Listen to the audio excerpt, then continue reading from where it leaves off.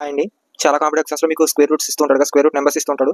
వాటి values find చేస్తుంటారు. మీరు స్క్వేర్ రూట్ పర్ఫెక్ట్ వాల్యూ అయితే మీరు డైరెక్ట్ ఫైండ్ చేసేయగలరండి. కానీ అన్‌పర్ఫెక్ట్ వాల్యూస్‌ని ఫైండ్ చేయలేరు కదా! అలాంటి దానికోసం ఒక ట్రిక్ చెప్తాను చూడండి మీరు.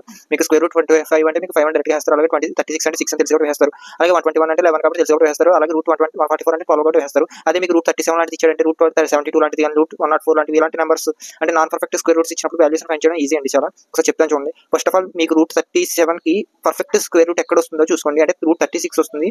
అలాగే మీకు రూట్ 36 కాకుండా రూట్ 49 కూడా వస్తుంది. 7కి దగ్గరగాను 6కి దగ్గరగాను ఉంది కాబట్టి మీరు 6ని యాడ్ చేసుకుంటే 6ని పర్ఫెక్ట్ స్క్వేర్ రూట్ కింద తీసుకుంటే +1 చేసుకోవాలి. అదే 7ని స్క్వేర్ రూట్ కింద పర్ఫెక్ట్ స్క్వేర్ రూట్ కింద తీసుకుంటే -49లో నుంచి ఎంత తీస్తే 37 వస్తుందో అంత తీసుకోవాలండి. నేను ఇక్కడ 6గా తీసుకుంటాను దగ్గరలో ఉంది కాబట్టి రూట్ 36 ప్లస్ 1 కదండి. రూట్ 36 ప్లస్ అంటే రూట్ 37 కదా! మనకు పర్ఫెక్ట్ స్క్వేర్ రూట్ తెలుసు కాబట్టి 36కి 6 అని వేసుకుంటాను నేను. ఇప్పుడు +1 అని రూట్ లేకుండా వితౌట్ రూట్ లేకుండా వితౌట్ రూట్ లేకుండా ఇక్కడ 1 అని 1 వేసుకోవాలండి. ఇక్కడ ఉన్న మనకి దీని ముందర ఎంత పర్ఫెక్ట్ స్క్వేర్ తీసుకున్నాం 6 కదా!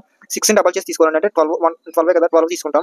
ఇప్పుడు దీన్ని డివైడెడ్ బై చేస్తే మనకి 1/12 చేస్తే మనకి ఎంత వస్తుందండి సొల్యూషన్ 0.083 అంతే కదండి మనకి అండ్ సో ఆన్ వస్తుంది.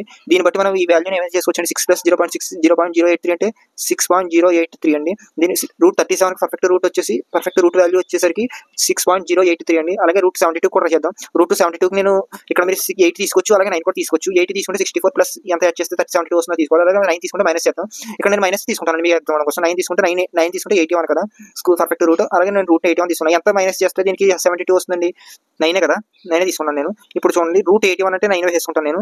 ఇక్కడ మనకు మైనస్ సింబల్ ఉంది కాబట్టి మైనస్ ఇక్కడ 9కి 9 ఇలాగే ఉంచుకుని 9 ఇక్కడ ఉన్న 9కి డబల్ చేస్తే ఎంత 18 కదా 18 అంటే 1/2 కదా అంటే 9 మైనస్ 1/2 ఈక్వల్స్ టు 9 1/2 అంటే వాల్యూ అంటే 0.5 కదా 9 మైనస్ 1/2 అంటే 8.50 కదా రూట్ 72కి 8.50 అనేది పర్ఫెక్ట్ వాల్యూ అండి. అలాగే రూట్ 104 నేను చెప్తాను చూడండి.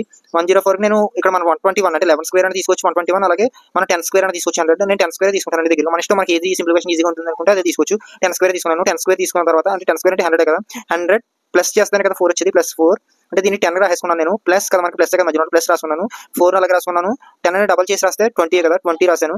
ఇక్కడ మీకు 10 4/20లో నేను 2 టేబుల్ క్యాన్సిల్ చేస్తున్నాను అంటే 10 ప్లస్ 10 అలాగే వస్తుంది 2/10 అంతే కదా మనకు వచ్చేది. ఇప్పుడు 0.2 కదా మనకు వచ్చేది. సో 10.2 కదా మనకి వాల్యూ స్క్వేర్.